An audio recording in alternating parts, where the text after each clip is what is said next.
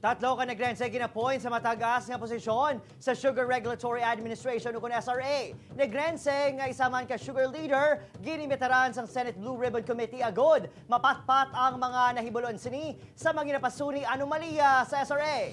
Galing balita nga itong gintutukan. Matapos nag-resign sa pwesto ang administrator sa Sugar Regulatory Administration nga si Hermine Hildo Serafica kag duha ka kaupod sini nga board member nga nagpirma sa kontrobersyal nga Sugar Order No. 4 gin-appoint sa weekend ni President Ferdinand Marcos Jr. ang tatlo ka Negrense nga magatalo sa bakante nga posisyon. Talos kay Serafica bilang acting administrator ang general manager sa Asosasyon de Agricultores de la Carlota y Pontevedra Incorporated o kung AALCPI nga si David John Thaddeus Alba. Nagpaiway si Alba nga magpa-interview may angos sa appointment sini. Suno siya, hulatulan na sini nga mapatpat sa iya sa Department of Agriculture ang iyang mga obligasyon antes maghatag sa pahayag.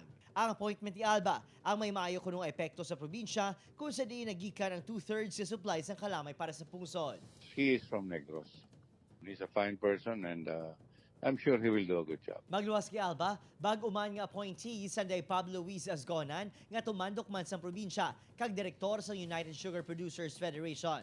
Magatalo sini kay Aurelio Gerardo Valderrama Jr. bilang representante sang planters sa board.